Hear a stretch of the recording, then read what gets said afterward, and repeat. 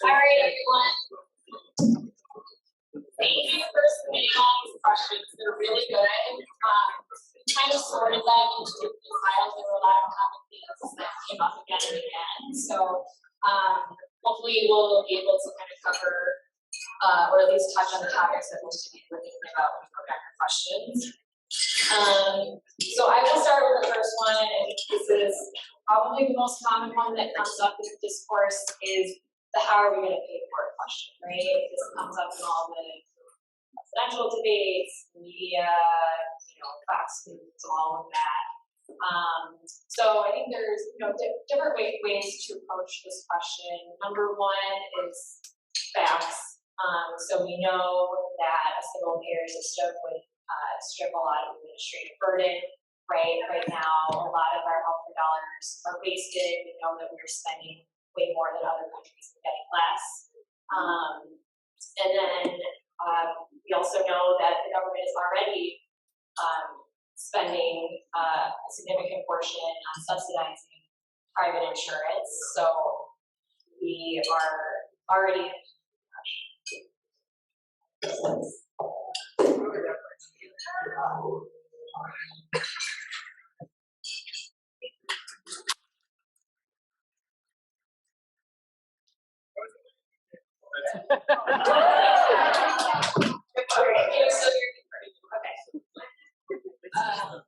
Okay, so we know a lot of our government dollars being wasted already. We are spending and not getting much from it.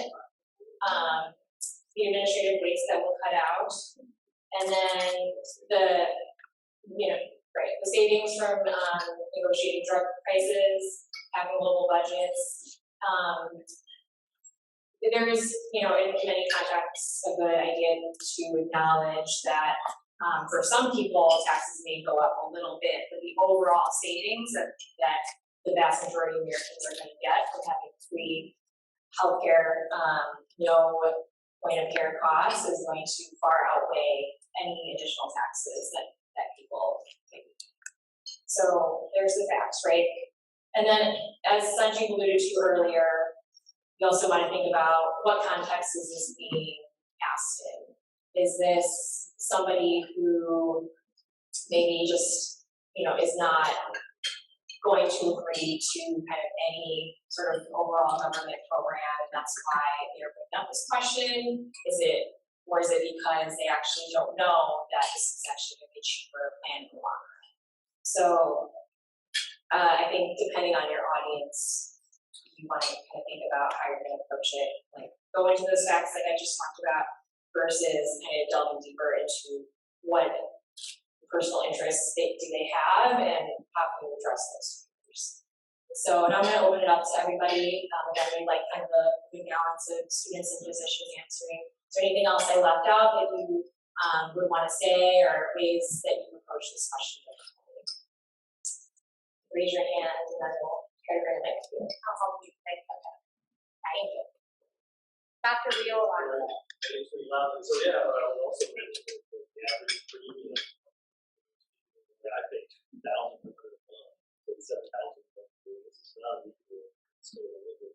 So I think the average premium annual for families is somewhere about $18,000 to $20,000. That's national average. So that's a tax. So you tell people, hey, that's $20,000 in tax. To put it in some monetary perspective. Yeah, I like that a lot. So having concrete numbers to back that up in terms of premiums versus taxes, premiums being really from tax. Steve. So often with these questions, I like to sort of turn it around a little bit and say, well, how are you going to pay for your proposal, or how are we paying for the current one? And then it sort of turns into a version of that of, you could pay $5 in premiums, or you could pay $2 in taxes. You want to pay $5? You want to pay $2? And lastly, when I give the talks, I have a whole thing about that it's cost savings and cost shifting, and that it's going to cost more is simply that whichever level of government is the single payer, they of course are now going to pay more. Everybody else is paying less. Yes, that's a really good point. Any students want to chime in? Maybe some stats that are factored usually that are single pair 101 is that everybody making under $400,000 a year would be paying less in taxes than what they currently pay for healthcare. And then another one that I like to bring up is like the cost that's spent on administrative cost, which is over 25% in the US compared to 11, 12% in those other developed countries. And so if we can get our costs down with that, this is what people ever expect.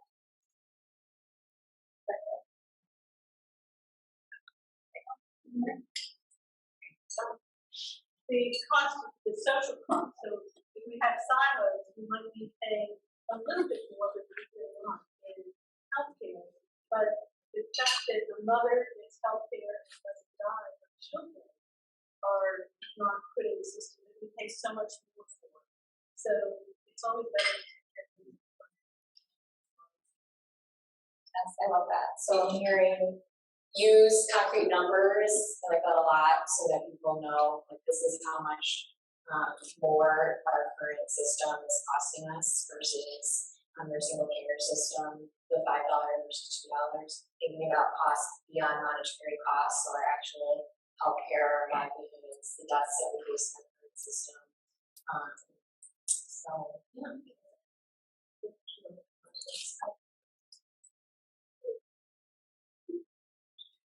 All right, one more.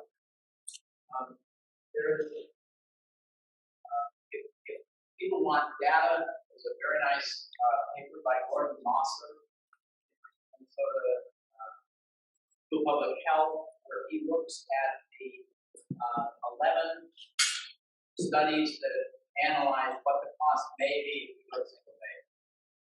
And the number that I have that I use is there's 49.6 trillion over the next 10 years.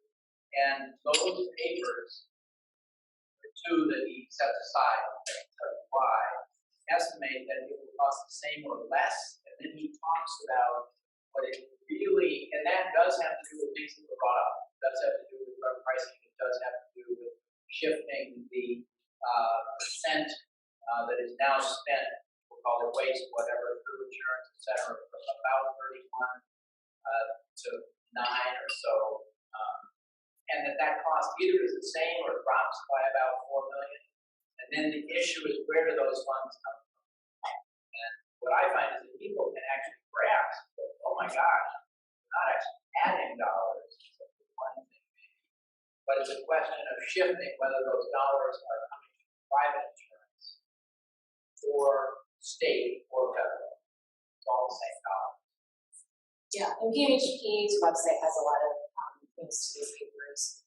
This is studies or the article from Lancet a couple years back, as well as the CBO special office analysis as well. So those are all really great handouts you can get. For example, if you're meeting with a legislator and you want to have those ready to show them. I'm going to go ahead and move on to the next question. It pretty much says that I'm happy with the insurance that I got right now. Why would I want to give that up? Okay, and there's a couple of people submitting questions that are in the same spirit of that.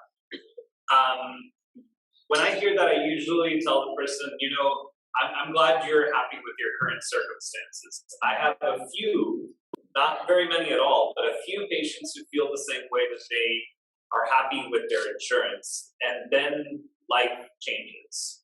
Because their happiness with their insurance isn't up to them. Their happiness with their insurance depends on their employer.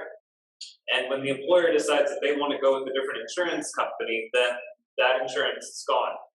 If the employer decides that they're going to, do cutbacks because the economy is rough, or because they want to pick up and move operations someplace else, the insurance changes.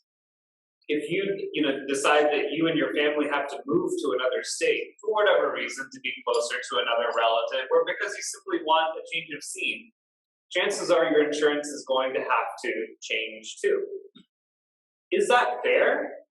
Is it right that just because your employer has to make a business decision that your your circumstances with your healthcare should have to change too? Is it right that just because you and your family made the decision to move to another state for any legitimate reason, is it really freedom if you have to, think twice about that move before, because of health insurance? So why should our happiness with health insurance be on such tenuous ground? Why shouldn't it be something that we look at as something that is reliable, there waiting for us when we need it, instead of a constant stress that depends on so many other variables that are not in our control? We don't get to pick when there's a recession. We don't get to pick when our employer has to make a decision about how to run the business. But none of those things should ever impact how we get to see the doctor. And I don't want that for any of my patients either. I know that I've been through that. When I changed jobs, I had to change my family's insurance. That meant that I couldn't take my kids to the doctor that we really like. And after going through that process, I wouldn't want that for any other family. And so with this answer, what I try to do is, one, don't pin it back to that person being happy. That isn't an opportunity to attack that person. It's instead a chance to pivot to another either real or theoretical happy person and describe how vulnerable that person is. It's also an opportunity to remind people that doctors are insured or uninsured people too, and that we are in this crap with them, that we are in the storm with them, that we're not in any kind of special place because we're doctors. And that kind of takes happiness, and it puts satisfaction on the shaky ground that it really is. Any other perspectives on this answer to this question?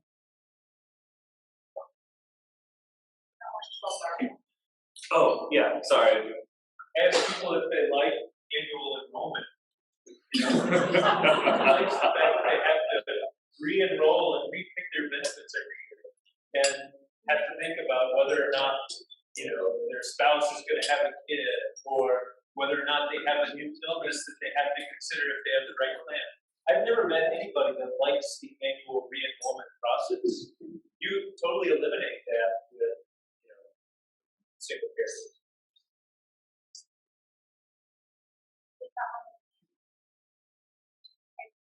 Not just for enrollment, I see a lot of patients with board,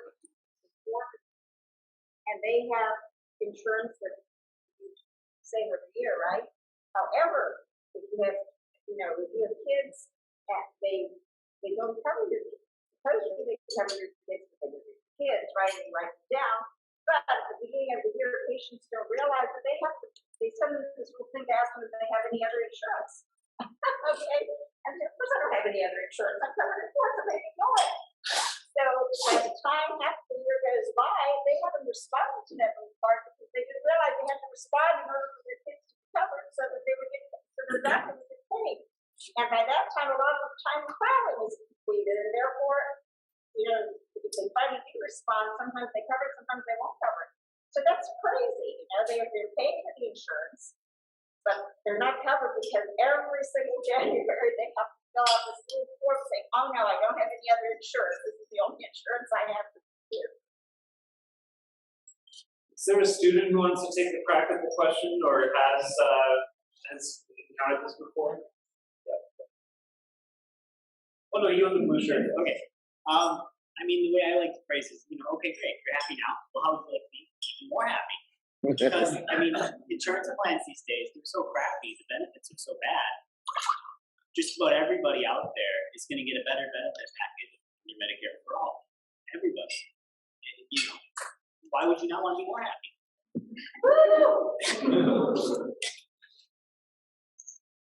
I can mention something similar to that too. We see in California, the gig economy is kind of taking over everything. And with that, will probably be the loss of employer-provided healthcare. Because honestly, it's another expense to them. They don't really want to be providing that. They just kind of have to. And so I think Medicare for all, or the single payer system, kind of heads that off. And it's like, no, we're really going to make sure everyone has healthcare before eventually we come to a world where no one has healthcare. So. Yep. Kaplan and then we're going to the next question. Renewable, but I'm on Medicare, and Medicare got it wrong, and they thought it was their secondary, even though they were primary. So for months, they were turning down the providers that had been giving me care, and I kept calling them, and they said, "Well, you have to get them to refix the bill. We have to get them to rebuild," and it went on, and it's still going on 6 months later. So the difference in single payer is you don't have a financial relationship with your provider. Okay, you don't have to pay the money. They don't have to bill you. You don't have to do any of that. You're just a recipient of health. All right, so we're gonna move on to the next. A bunch of people put on their note cards questions about, well, what about the wait times? So everybody is gonna have health insurance under single payer, or is everyone gonna flood the doctor's offices and suddenly times? So again, a few ways you could look at this. So number one is they've done studies on wait times in countries with single payer. It's not significant. So there's that. But I think this also kind of gets at this concept of moral hazard, like are we risking now people who don't really need to go to the doctor now clogging up the lines? And that's also been shown to not really be the case. Like people who are healthy, you know, we're working, we have school, people are not going to just want to go to the doctor. Maybe a few people are, but it's not going to be significant. And then on the flip side, you have many people who are not going to the doctor at all under our current system, right? Our maternal mortality rates are sky high compared to other countries, and a lot of that is because of lack of prenatal care and postnatal care. There were recent studies that came, recent paper that came out about the vast majority of postpartum deaths being preventable, and a lot of that was because of postpartum depression, right? We only have, on average, like 0 to 1 postpartum visit, whereas other countries have 4. So the cost of people not getting care at all under our current system far outweighs any increased wait times. And we know that there are not actually increased wait times, but that is another way to all right, so we're open. Everybody back there. Someone else is for free, how many would you want here?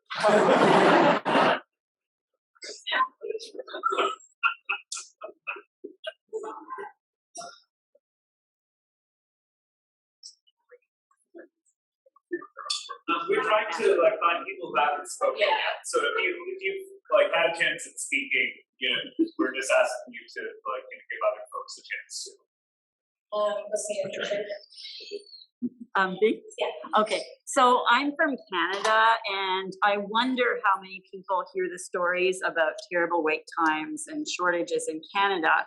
And I think if someone specifically is citing those concerns, of course this is coming because conservative governments in Canada are starving the system, wanting to get for-profit healthcare to be invited in because people are so frustrated. But something else that's different there is that the government is in charge of the numbers of medical school openings, residency openings, doctor positions, and that's a separate thing from single payer funding that, you know, creates some different challenges, and it would not necessarily be part of what goes on here. So I think people look at Canada sometimes, and you know they're going through a lot of crises right now with healthcare, and potentially pin that on single payer. One thing I haven't heard is like the infrastructure side of the single payer. So like one of the big talking points is that there is a budgetary room for like capital improvements, and it will be equitably distributed to places that need them the most. And so I love talking with like people about that, because it's like, actually that's a fantastic point. So many places need new wards, and they're closing maternity wards and everything. But like with this, there's actually part of the bill written to supplement that, and it's not just going to be the places where there's private equity to pay for it.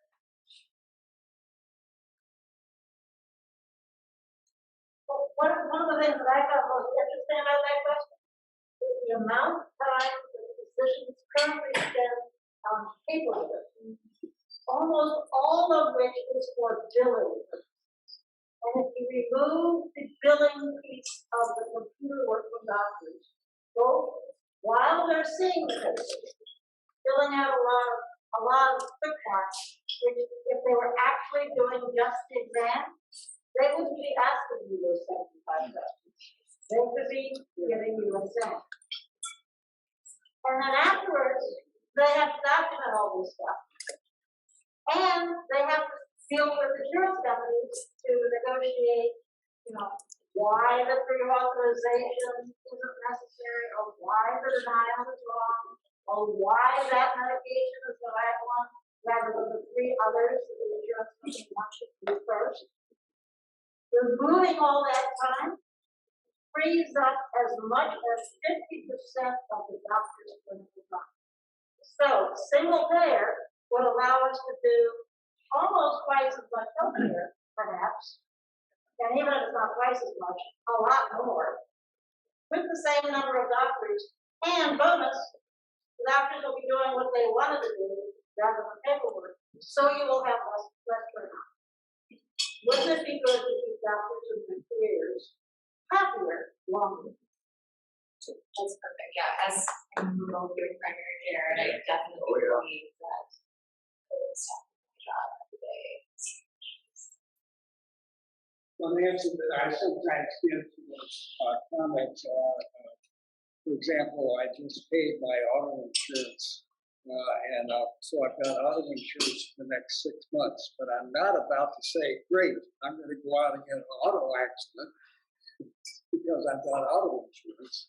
And so people are not going to rush to the doctor just because they've got insurance. It's good analogy. Yeah, fire insurance is a breed arsons. Steve, then So one of the answers, in addition to the, if you look at all these other countries, they have more doctors per population, more beds, more outpatient visits, more inpatient visits. There's an inherent logical fallacy to the question. What is the population of the United States today? What are the total number of doctors and hospital beds in the United States today? Tomorrow we flip the single payer. What's changed? Same number of doctors, same number of beds, so the idea that all of a sudden there's going to be this wait time is an acknowledgement of the unmet need and demand. So to me, it's like, anyway, sort of point out that logical fallacy to the question. It's a supplemental answer, I think, useful. So the next question that we wanted to address was, is this healthcare going towards undocumented immigrants? Yes. And I particularly love this question because I'm the son of immigrants, and I like to, I'm often in front of predominantly white audiences that I get to kind of, flex that gap. And what I, like to tell people is, I was born in a hospital on the West Virginia border in 1979. And had I been born at that hospital, 30, 40 years earlier, I wouldn't have been born at that hospital because my mom and I would have been considered unworthy and undeserving to be in that place and to get that care. But we decided that that's not the way that we're going to, decide who's undeserving and unworthy anymore. And so, we upgraded the way that we, treat people. This is an opportunity to upgrade the way that we treat people. That our definition of who is undeserving and unworthy needs upgrades. We need to, really shift the way that we consider that, because for too long we've been dangling healthcare as some kind of reward for being worthy. And instead, if we're going to make it a real human right, then your humanity should have been all the eligibility that you needed. I think that you can give that answer. And I think that definitely my own personal background helps with this.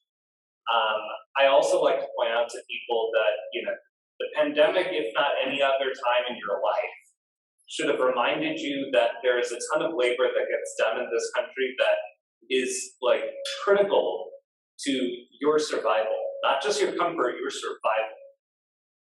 Medication gets stocked on, pharmacy, shelves. Food gets stocked in your grocery stores. That food is grown in the fields. The meat is packed. The trucks are driven. All of that is not just about making you comfortable, it's about making you survive. It was built on the backs of people who you're going to now cut out of healthcare. How do you think that that's not going to come back and bite you in the ass? We are in this together whether we like it or not. We're not necessarily right now all in the same boat, we are in the same storm. And we would be much stronger if we were together in the same boat. Where if some of us didn't get the opportunity to dive down in a multi-million-dollar submarine to avoid a storm, while everybody else is left in crappy little rafts in canoes. If we had to actually do this together, then maybe we would be more responsible for one another. And that would actually make all of us healthier, that we would all have a chance at surviving and thriving if we were actually really in it together as opposed to splitting each other up like this. So those are like kind of the way that I handle that. I'm always interested in hearing more ways from groups like this. Yeah, Amanda? I've been an ambulance EMT for a lot of years, and I've worked in ER. I'm Mexican American, my grandma's immigrant. I had this one patient, I was the only one who examined. Hi, I'm Amanda. I'm from Texas. I worked in the ER for years as an ambulance EMT.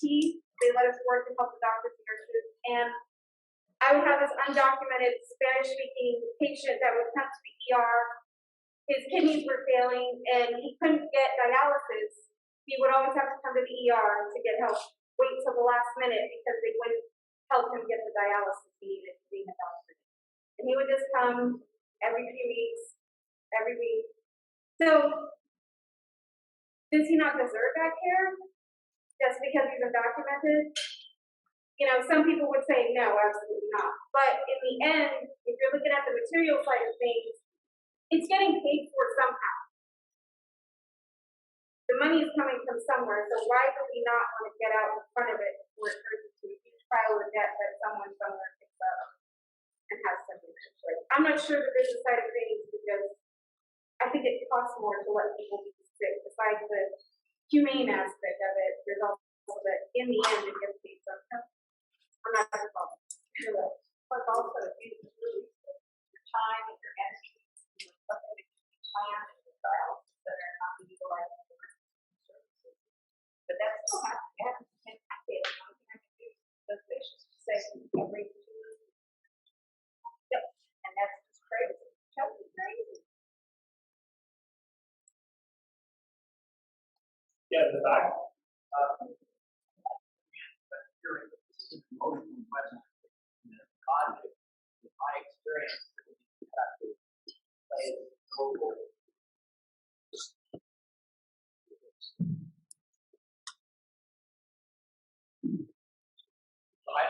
You're waiting for me to give you an answer. I don't have one. Fooling ourselves, if we think a question like that is dealt with by logic. However, you have the background, have a powerful background. But me, an old white, bald guy, it's just that conversation is not going to go anywhere. I do try and listen and make a relationship, but I don't have an answer. Well, I think the emotional appeal that I try to make in mine is that, like, my existence is arbitrary. I didn't pick the year that I was born. I mean, like, that's, in any kind of like metaphysical, physical way that you could think of it, like I had the fortune of being born after, a lot of blood, sweat, and tears of the civil rights movement that, had I been born that many, decades earlier, I would not have had the, benefit of it. Isn't that just cruel, arbitrary fate that I have no impact on that? I didn't make myself worthy of healthcare. there's nothing that I did except just exist.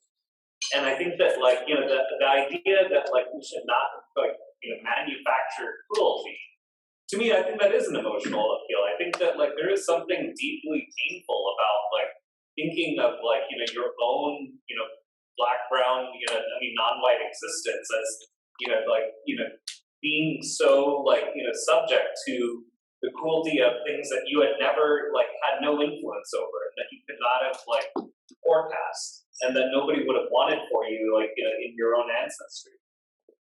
I think that that is an emotional approach. It's just that it does require that, like, you know, an opening of the heart of the listener, you know, and I can't always guarantee that that's going to happen.